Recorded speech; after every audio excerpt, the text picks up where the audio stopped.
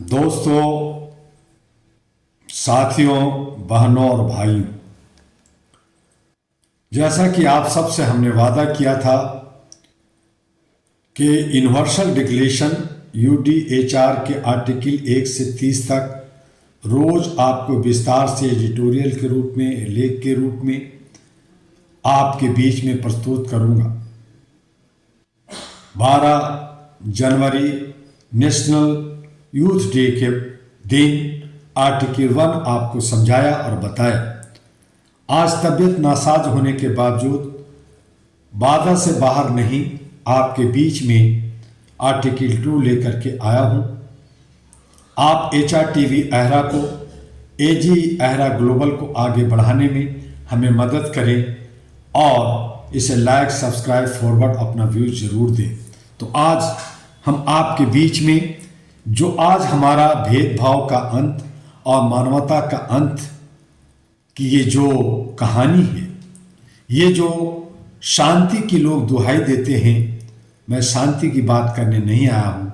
आज मैं सच बोलने आया हूँ, क्योंकि जहाँ भेदभाव जिंदा हो वहाँ शांति एक झूठ होती है। मानवाधिकार की सार्वभौमिक घोषणा आर्टिकल 2, जिसको अनुच्छेद 2 कहते हैं, जिसे 203 देश मानती है, भारत सरकार भी मानती है, दुनिया का सबसे सीधा, सबसे साहसी और सबसे असुविधाजनक सच है।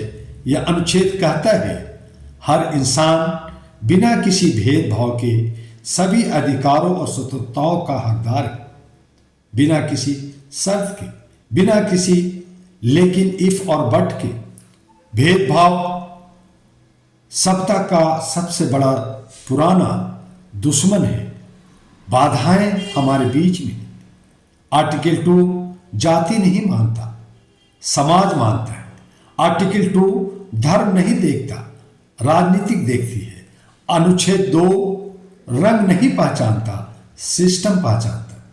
आर्टिकल 2 कहता है इंसान सिर्फ इंसान है, लेकिन दुनिया कहती है यह हमारा है, वह पराया है, यह ऊंचा है, यह नीचा है।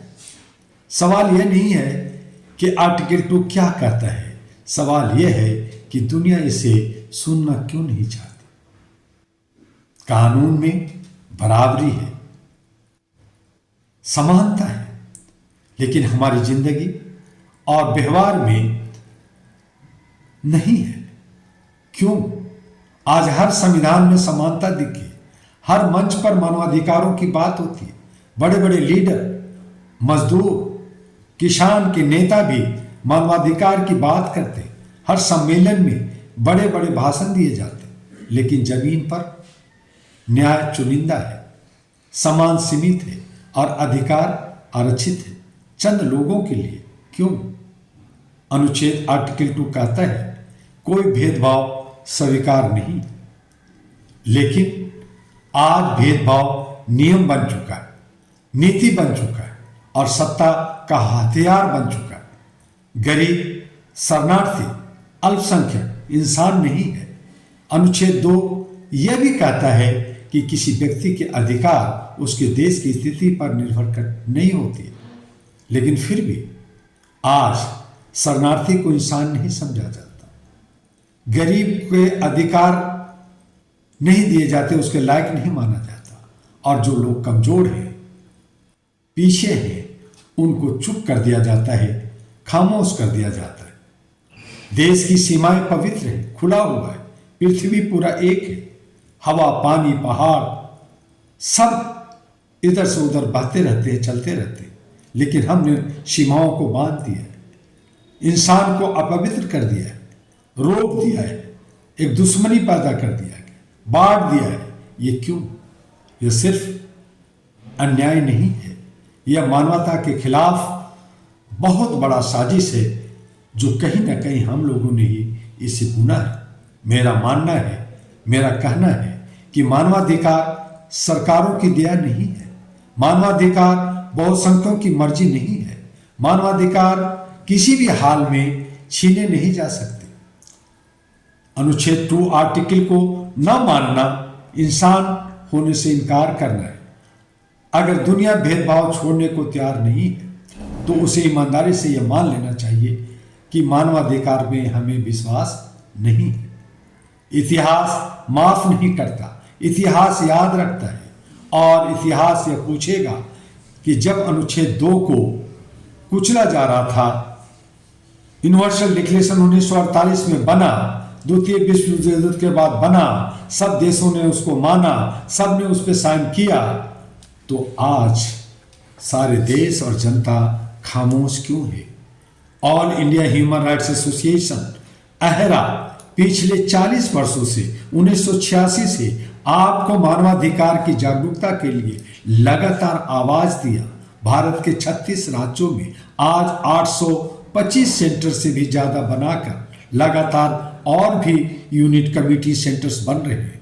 विश्व के 18 देशों में यूनाइटेड नेशन के साथ, इंटरनेशनल बार एसोसिएशन लंदन के साथ, इंटरनेशनल बार एसोसिएशन यूएसए के साथ, और भारत के तमाम अथॉरिटी जिसमें NALSA national legal service authority, state legal service authority के साथ कंधे से कंधे मिलाकर साथ चलकर उसे सहयोग कर काम करता रहा ताकि आपको न्याय मिल सके।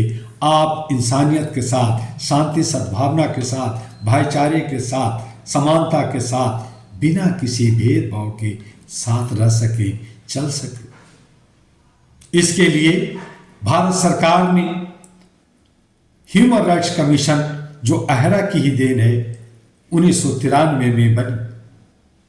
250 करोड़ की बजट मीटिंग, सिटिंग, ईटिंग, कुछ नहीं हुआ, कुछ नहीं किया गया। सिर्फ रिपोर्ट, खाना पूर्ति। बहुत सारी पार्टियां ह्यूमन राइट पे विंग्स बनाई। उन लोगों ने भी मानवता के नाम पर वोट लेने की बात की, और फिर नफरत, फिर भेदभाव। बहुत सारे तथाकथित लोगों ने अलग अलग जात, अलग अलग धर्म, अलग अलग गुट मानवाधिकार पर संगठन बनाकर लोगों को दिग्भ्रमित किया, जबकि मानवाधिकार सबका है। मानवाधिकार जात नहीं देखती, मानवाधिकार धर्म नहीं देखती, मानवाधिकार ऊंच नीच नहीं देखती, ये समानता देखती है। जहां कहीं भी गलत हमारे बीच में हो रहा है उस पर उंगली उठाती है, उस पर दशा दिशा देती है और कहती है सब संभल जाओ, सब एक हो जाओ। विश्व कुटुंब का जो हमारा भारत का नारा है, विश्व गुरु हम थे, आज विश्व गुरु बनने के लिए ललाए थे। सोने की चिड़िया हम थे, लेकिन आज काला सिक्का बन गए जिसकी कोई कीमत नहीं रह गई है। हमें अपने आप को कीमत को समझना है, अपनी वैल्यू को समझना है, और विश्व का महान गुरु बनने के लिए हमें कुछ ऐसा करना है जिससे कोई दाग ना हो, और वो है मानवता, इंसानियत, ह्यूमैनिटी। सबको साथ लेकर अपने राष्ट्र का निर्माण, अपने राष्ट्र को ऊपर ले जाना हमारा कर्तव्य होना चाहिए।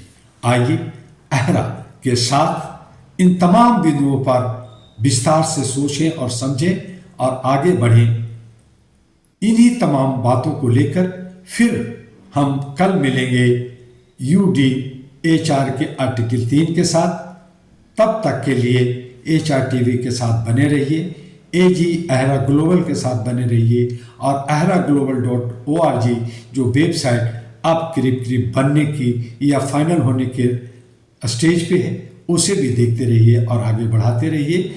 और इस तरह से अपना व्यूज़, अपना पॉइंट, अपना जो समय, थोड़ा सा एक बटन दबाकर सब्सक्राइब, लाइक भी करते रहिए, ताकि हमारा हौसला बढ़े और हमारे साथ जो जुड़े हुए लाखों करोड़ों लोग हैं उनको भी हौसला मिल सके, और कंधे से कंधे मिलाकर ह्यूमन चैन, ह्यूमन लाइब्रेरी बनाकर अहरा को सबल सशक्त बनाकर आप अपना मान बढ़ा सकते हैं।